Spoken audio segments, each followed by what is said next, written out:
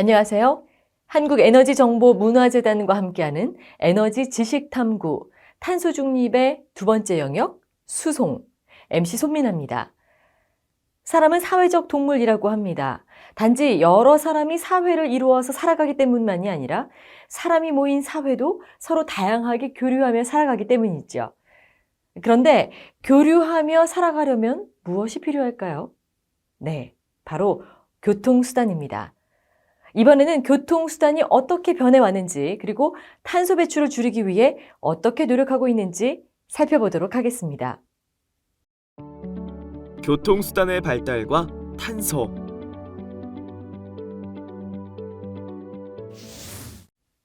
까마득한 고대부터 인류는 먼 거리의 집단과 소식을 주고받으며 살아왔습니다.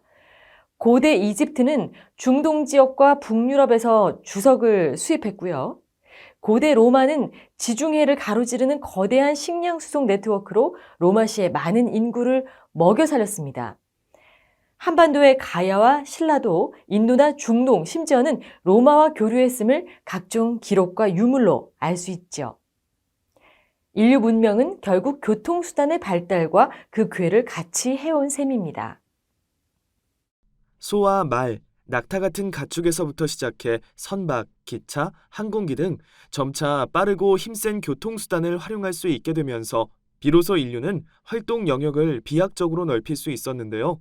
서로 다른 영역에 있던 사람들이 이를 통해 교류하게 되었고, 문명 사이의 만남은 전쟁, 무역 등 다양한 방식으로 인류 역사를 바꾸는데 결정적 역할을 하게 됐습니다. 특히 기차와 자동차, 비행기는 현대 인류의 삶을 이전과는 완전히 다르게 바꿔놓았습니다.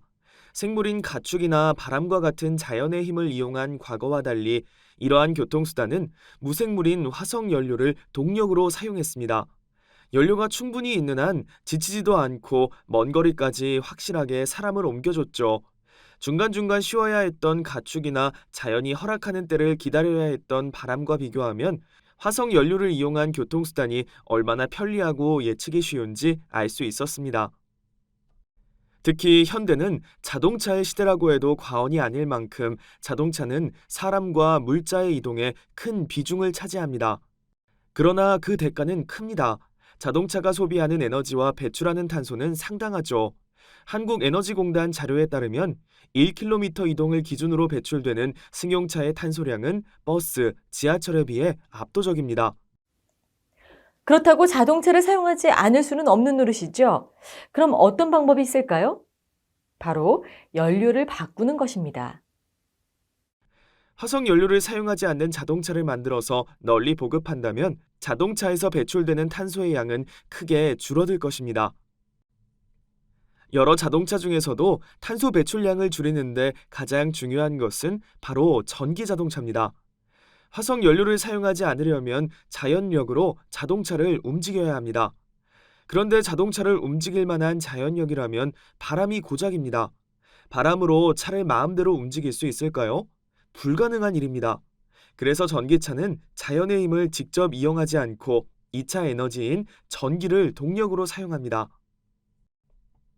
전기는 태양빛이나 바람이나 물의 흐름이나 화석 연료나 우라늄 등 다양한 에너지원을 이용해서 생산하는 2차 에너지원입니다. 따라서 자동차가 전기를 에너지원으로 사용하면 어디서 어떤 에너지원을 사용하든 그 에너지원으로 전기만 만들어내면 자동차를 문제없이 움직일 수 있습니다. 자동차를 연료 걱정 없이 어떤 환경에 있건 그곳에 풍부한 재생에너지를 골라서 사용할 수 있다는 뜻이죠. 그렇다면 전기차는 어떻게 지금처럼 각광받게 됐을까요? 전기차의 몰락과 부활.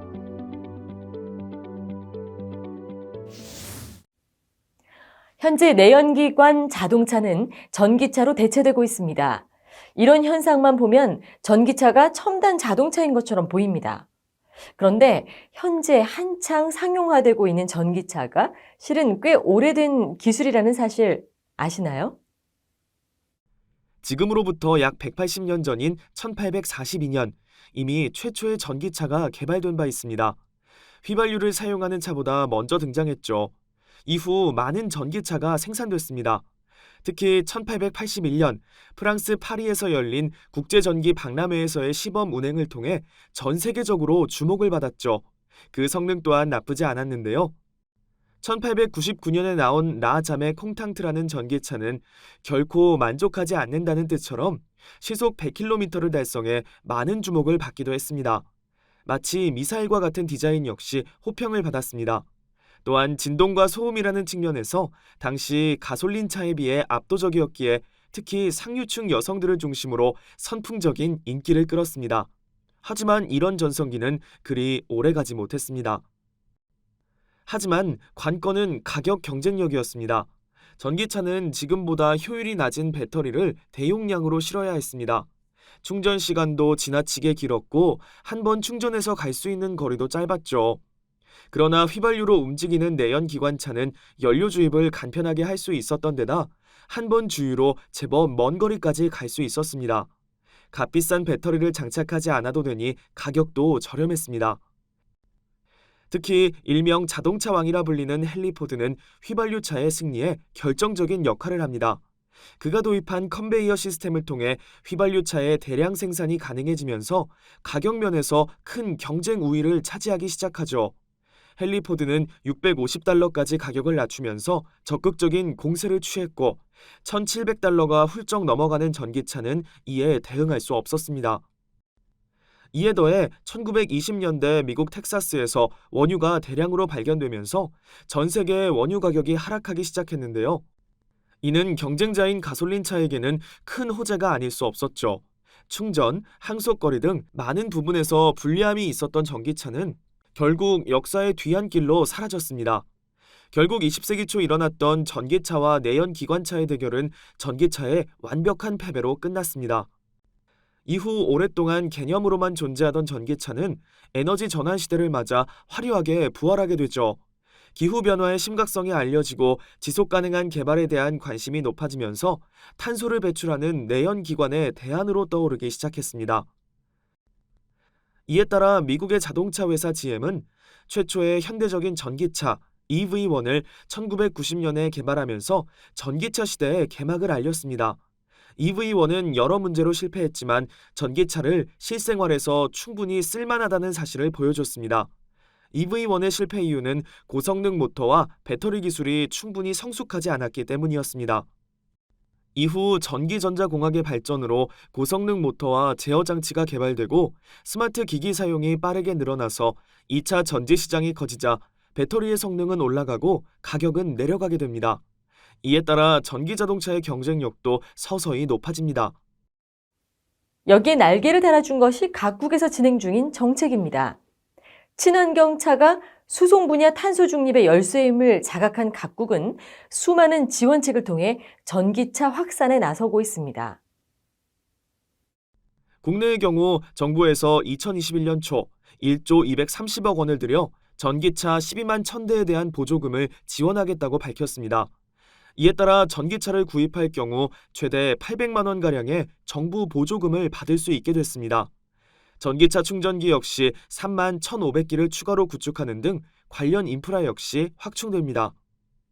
미국, 독일, 중국, 일본 등 다른 나라들도 보조금 제도를 수시로 재편하며 전기차 확산에 박차를 가하는 모습입니다. 이미 중국은 세계 최대 전기차 시장을 형성하고 있으며 이에 따라 중국산 전기차의 점유율도 높아졌습니다. 현재 국내에서 운행 중인 전기버스도 중국 기업의 제품이라고 합니다. 이런 시대의 흐름에 따라 전기차 기업들도 급성장하며 트렌드를 이끌고 있습니다. 일론 머스크의 테슬라가 대표적인데요. 괴짜 사업가의 취미 정도로 여겨지던 전기차가 이제 국내 곳곳에서도 보일 정도로 큰 성장세를 보이고 있습니다. 2020년에만 44만여 대의 전기차를 판매하며 업계 1위를 견고하게 유지했는데 이는 2019년에 비해 무려 45.1%나 상승한 수치입니다. 이 밖에도 배터리 가격이 점차 낮아지고 강력한 지원책이 이어지면서 전기차의 순항은 그칠 줄 모르고 있는데요. 급격한 성장세를 보이고 있는 세계 전기차 판매량은 이미 300만 대를 넘어섰습니다. 이에 GM, 폭스바겐, 벤츠 등 전통적인 자동차 기업들도 사운을 걸고 전기차 개발에 뛰어들고 있습니다. GM은 최근 2025년까지 전기차와 자율주행에 270억 달러, 우리 돈으로 약 30조 원을 투자한다는 계획을 밝혔는데요. 구체적으로는 2025년까지 전기차 신규 모델 30여 종을 출시한다는 목표입니다. 폭스바겐은 2026년 내연기관 개발을 중지하고 2040년 모든 내연기관 차량의 판매를 중단한다는 계획을 발표하며 공격적으로 전기차 사업에 드라이브를 걸고 있습니다. 벤츠 역시 2022년까지 탄소 중립 차량을 개발하고 2030년에는 전기차 생산 비중을 전체의 50% 이상으로 높이는 것을 골자로 하는 앰비션 2039 계획을 발표했습니다. 우리나라에선 현대차가 2025년까지 12개의 전기차 모델을 출시하겠다는 비전을 밝힌 바 있습니다. 시장이 전기차 중심으로 개편되는 것입니다. 탄소 배출 줄이는 교통 시스템. 차량을 전기차로 바꾸더라도 에너지를 사용하지 않는 것은 아니죠. 아무리 재생 가능한 에너지로 전기를 만든다 한들 자동차를 생산하고 운반하는 과정에서 이산화탄소가 발생하기 마련인데요. 교통 분야의 탄소 배출량을 궁극적으로 줄이려면 자동차 사용량 자체를 줄여야 합니다. 자동차를 사용할 필요가 없도록 효율적인 대중교통을 구축하는 것이 수송 분야의 탄소 중립을 달성하는 데 유용한 방법입니다.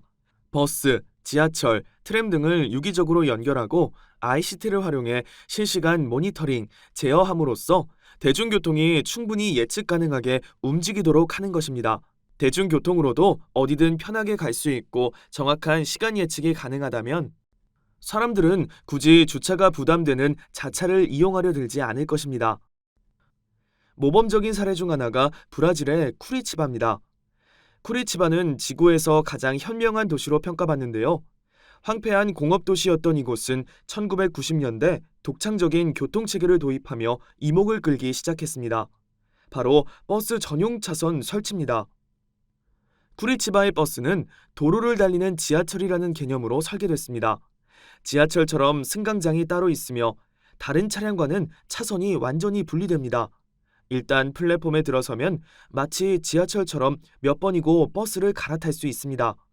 급행버스, 지역버스, 직통버스 등 각 버스마다 색을 칠해 편의성을 높이고 체계적인 환승 시스템을 구축함으로써 자동차 통행량을 무려 30% 이상 줄이는 데 성공했습니다. 그런데 듣다 보니 뭔가 익숙하다는 느낌이 들지 않나요? 맞습니다. 현재 서울시에서 운영 중인 환승 시스템이 바로 쿠리치바의 교통 시스템을 벤치마킹한 것으로 유명합니다. 대중교통이 잘 구축됐더라도 차가 필요할 때가 있습니다. 이럴 때를 위해 개발 중인 서비스가 바로 최근 주목받는 개인 맞춤형 모빌리티 서비스 맞습니다. 이를 간단히 소개하자면 공유의 개념을 모빌리티, 즉 운송수단과 결합하는 것입니다. 자동차를 소유하는 것이 아닌 서비스로 개념을 바꾼 것입니다.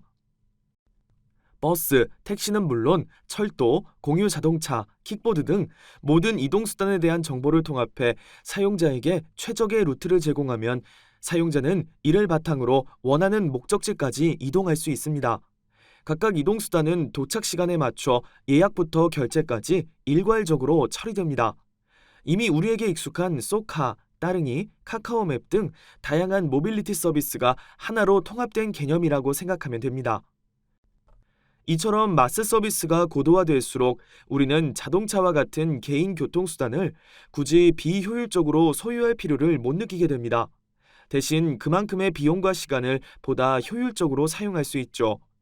이는 개인이 아닌 도시적 시각에서 봐도 큰 의미를 지니는데요. 일단 차량 통행량 자체를 감소시킬 수 있기에 교통체증, 주차난 등 많은 문제를 해결할 수 있습니다. 이 과정을 통해 탄소 배출 자체를 억제하는 건 역시 큰 장점입니다. 최근 개발되는 친환경 도시 중에는 차량 사용을 줄이는 정책들을 종합해서 아예 차가 없는 도시를 계획하는 경우도 있습니다. 중동의 실리콘밸리라 불리우는 네옴 신도시는 서울의 약 44배 면적으로 조성되는 세계 최대 규모의 친환경 스마트 도시 프로젝트입니다. 특히 탄소 배출 제로를 위해 170km에 걸친 구역 내에 차량 자체를 없앤다는 계획으로 주목받고 있습니다. 물론 쉬운 일은 아닌데요. 최대 관건은 학교, 병원 등 필수 시설과 주거지가 도보로 5분 이내로 연결되도록 하는 것입니다. 사우디아라비아는 이를 위해 최대한 많은 시설을 배치해 차량 통행이 없어도 불편함이 없도록 도시를 계획한다는 방침입니다. 또 지하에 인공지능을 활용한 최신 공공교통망을 조성할 계획이라고 하는데요. 이를 위해 무려 100조 원이 넘는 금액을 투자한다고 합니다. 이제 선박도 비행기도 전기로. 지금까지 주로 자동차를 중심으로 한 육상 교통수단에서 전기를 사용하는 사례를 살펴보셨는데요. 다른 교통수단에서도 전기를 동력으로 활용하는 움직임이 점차 가시화되고 있습니다. 대형 선박 한 척이 배출하는 탄소만 해도 자동차 7만 대에 이른다고 합니다. 물론 선박의 경우 그 덩치가 크기에 움직이는데 매우 큰 에너지가 필요합니다. 2차 전지만으로 이러한 수준의 전기를 만들어내려면 엄청나게 큰 용량의 전지를 싣고 다녀야 하기에 아직까지 전기 선박은 나오지 않았습니다. 그러나 최근 관련 기술이 발전하면서 배터리나 연료 전지를 활용한 선박이 조금씩 개발되고 있습니다. 2015년부터 운행 중인 노르웨이의 암페어호는 전기로만 움직이는 최초의 선박입니다. 승객 360명, 자동차 120대를 적재하는 등 작지 않은 사이즈로 6km의 거리를 하루 30번 넘게 운영하며 전기 선박의 가능성을 우리에게 전해주고 있죠. 양쪽 부두에 위치한 충전 시설로부터 정박해 틈틈이 에너지를 전달받고 있는데요. 여기에 쓰이는 에너지는 수력 발전으로 얻어지기에 진정한 의미의 친환경 선박이라고 할 수 있겠습니다. 한편 국내에서는 부산 항만공사에서 최근 276톤급 전기 추진선을 건조할 예정입니다. 현재 안내선 새누리호를 대체해서 2022년부터 사용될 예정입니다. 100% 전기 에너지로만 운영되는 선박이 부산항에 입항하는 배들을 인도할 전망인데요. 이 외에도 연안에서 운행하는 차도선이나 페리에 전기 솔루션을 채용해서 탄소 배출량을 크게 줄일 계획입니다. 이들 전기 선박들은 크기가 작은 소형 선박입니다. 그렇다면 유조선이나 컨테이너선처럼 큰 배는 어떻게 움직여야 친환경적일까요? 앞서도 살펴봤듯 커다란 전기 선박을 만들지 못하는 이유는 배터리를 감당할 수 없기 때문입니다. 그러나 배터리 대신 다른 물질을 이용해 전기를 만든다면 어떨까요?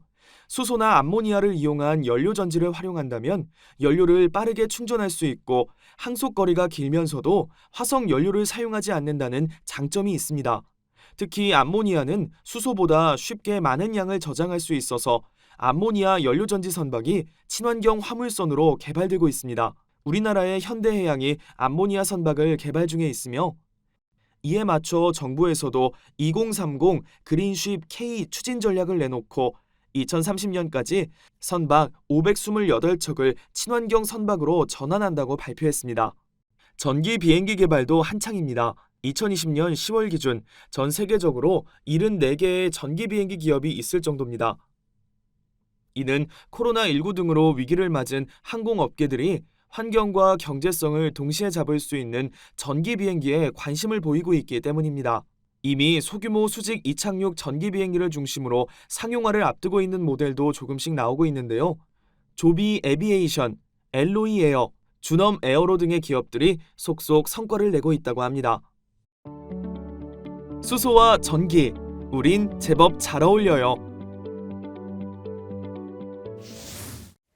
전기를 동력원으로 사용하려면 문제가 하나 있습니다. 전기는 저장하기 어려운 자원이라는 점입니다. 그렇다면 대안은 없을까요? 지구에서 세 번째로 많은 원소인 수소는 구하기도 쉽고 탄소 배출도 없기에 최근 들어 친환경 에너지원으로 주목받고 있습니다. 수소의 가장 큰 장점은 전기처럼 흐르는 에너지가 아니라 물질이기 때문에 저장과 운반이 편하면서도 연료 전지를 이용하면 탄소 배출 없이 전기를 만들 수 있다는 것입니다. 수소 연료는 전기를 이용한 수전해로 생산할 수 있기 때문에 수소에 전기 에너지를 저장할 수 있는 셈입니다. 이를 연료로 활용해서 연료 전지차에 공급한다면 마치 천연가스를 충전하듯 수소를 충전해서 움직이는 차도 만들 수 있을 것입니다. 무겁고 비싼 2차 전지가 필요하지 않기에 필요한 만큼 충분한 양의 수소를 연료 탱크에 채울 수 있어서 2차 전지를 사용하기 부담스러운 대형 트럭에 적합한 방식입니다. 우리나라에서도 얼마 전 현대차에서 세계 최초 수소 트럭 양상에 성공하는 등 정상급 기술력을 갖추고 있죠.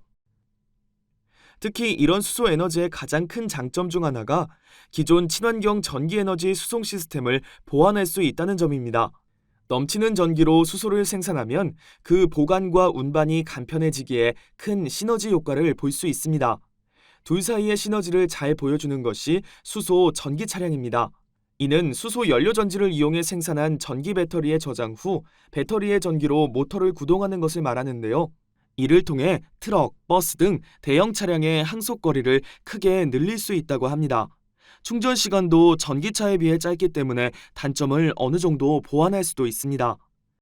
한편 기존 전기차에 쓰이는 리튬이온 배터리와 수소 연료 전지를 함께 사용하는 하이브리드 형태의 차량도 속속 나오고 있습니다. 이를 통해선 충전소 인프라가 빈약한 수소차의 단점을 해결할 수 있겠죠. 국내에선 울산시에서 2024년을 목표로 수소전기 하이브리드 버스를 개발 중인데요. 실증이 완료되면 수도권 등으로 그 운행이 확대될 것으로 보입니다. 한편 기차 등의 운행에 수소전기 하이브리드 시스템을 도입하기 위한 연구도 일본을 중심으로 활발히 진행 중입니다.